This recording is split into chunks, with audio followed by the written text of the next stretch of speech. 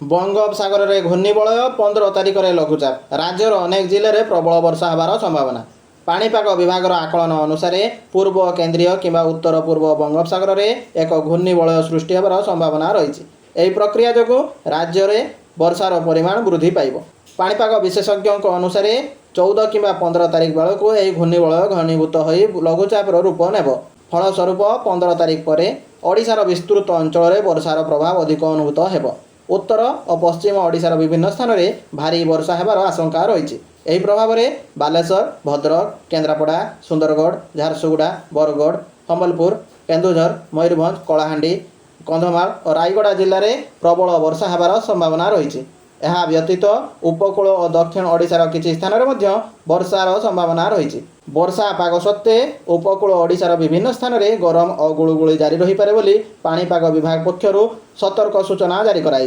परवर्ती खबर Rathyatra crime branch बड़ पदक्षेप नो फेक होटेल वेब पेज बंद 16 ठकई यूआरएल ब्लॉक। आउ दिन कईटा पर विश्व प्रसिद्ध पुरी रथयात्रा। चलित वर्ष रथयात्रा को सुरक्षित और श्रृंखलित करने को ओडिशा पुलिस पूरा प्रस्तुत। अन्यपटे यह समय साइबर अपराध बढ़िवार आशंका रही। तेबे एभली साइबर अपराध रोकने को रथयात्रा सीआईडी क्राइम ब्रांचर साइबर साथी अभियान आरंभ होईछि। 9टी फेक होटेल वेब पेज बंद होगा सह 16 ठकई यूआरएल ब्लॉक होईछि। फेक होटेल बुकिंग रु सतर्क रहिबा को भक्तों को पुलिस परामर्श देइछन्ति। पुरी रथयात्रा 2026 को नजर रखी सीआईडी क्राइम ब्रांच और पुरी पुलिस पक्षरु साइबर साथी आरंभ करा जायछि। पर्यटक, श्रद्धालु, होटेल मालिक और स्थानीय लोकों को साइबर ठकई रु सतर्क रहिबा को परामर्श दिया जाउछि।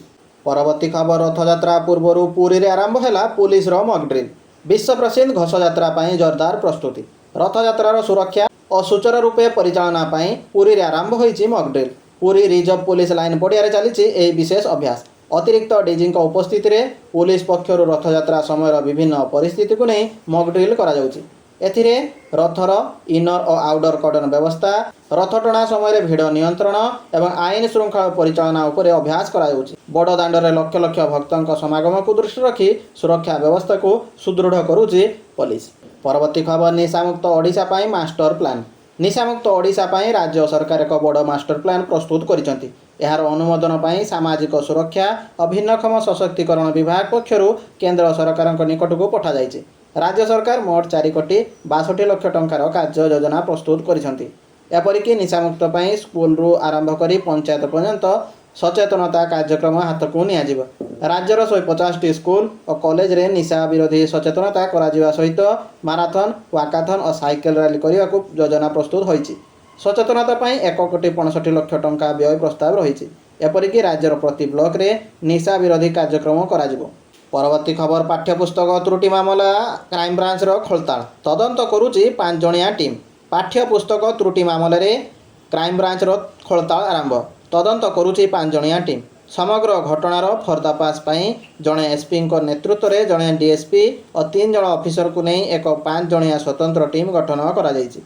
उन्नयन कमिशन अध्यक्षतार गठित कमिटीर रिपोर्ट हस्तांतर हेबा परे क्राइम ब्रांच यह षड्यंत्र पछरे थिबा व्यक्ति मानक तालिका प्रस्तुत करुछि। सेपटे एने गणशिक्षा विभाग ऊर्ध्वदार बैठक होईछि।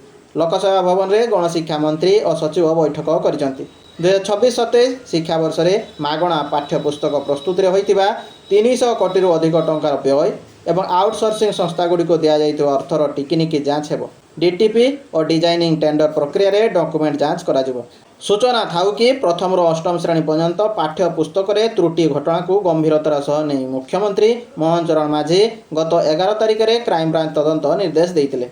परवर्ती खबर चीनी कहूची मते छुआनी अंडा गोटाक 9 टंका। आलू पियाजर भाव कमुनी हंतसंत होउचंती खाउटी। समय जेते जेते बढ़ुची ग्राहकों पकेट उपरे प्रहार होउची। दर वृद्धिर माड़ खाउटी पकेट को कंदाई देलानी। हांडी शालर दैनंदिन खाद्य आलुठू नहीं पियाज, चीनी अंडा पर्यंत सबुर दर एवं बढ़ी बढ़ी चली। सप्ताहक तले आलू किलो पिछा 17 ରୁ 18 टंका थिबा बेले आज 20 ରୁ 22 टंकार बिक्री होउची। 2 मासरे चीनी दर 40 टंका बढ़ीगलानी। एवं बजार में चीनी किलो 47 ରୁ 48 टंका। खरा दिन जावा सत्वे खसुनी अंडा दर। अंडा गोटाक एवं 9 टंका। ठीक सहीपरि पियाज किलो 40।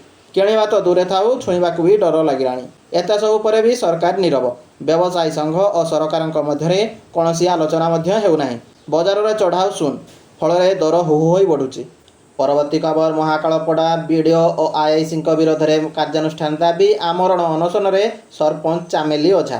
କେନ୍ଦ୍ରାପଡ଼ା ଜିଲ୍ଲା ମହାକାଳପଡ଼ା ବ୍ଲକ ଅନ୍ତର୍ଗତ ତିଖିରି ଗ୍ରାମ ପଞ୍ଚାୟତର ସରପଞ୍ଚ ଚାମେଲି ଓଝା ନିଜର ବିଭିନ୍ନ ଦାବି ପୂରଣ ଦାବିରେ ଭୁବନେଶ୍ୱର ଲୟର ପିଏମ୍ଜି ଠାରେ ଅନଶନ ଆରମ୍ଭ କରିଛନ୍ତି।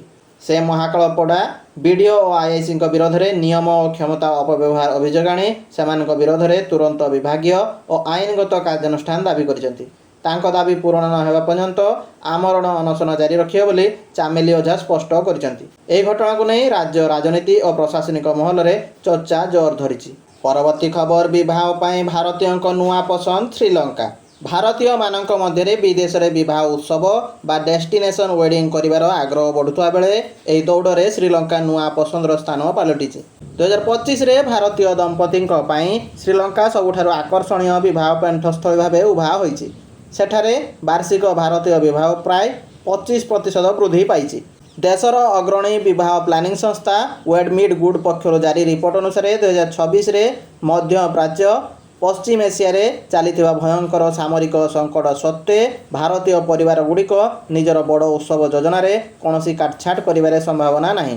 ଭାରତ ସହ ନିକଟ ସହଜ ପରିବହନ ଏବଂ ବିଳାସପୂର୍ଣ୍ଣ ହୋଟେଲ ଭିତ୍ତିଭୂମି ଯୋଗୁଁ ଶ୍ରୀଲଙ୍କା ଭାରତୀୟ ବଜାରରେ ଏକ ପ୍ରମୁଖ ସ୍ଥାନ ଗ୍ରହଣ କରିଛି। ପରବର୍ତ୍ତୀ ଖବର ଭାରତର ଭୋଟର ତାଲିକା ସଂଶୋଧନକୁ ନେଇ ଜାତିସଂଘର 3 ବିଶେଷଜ୍ଞଙ୍କ ଉଦ୍ବେଗ।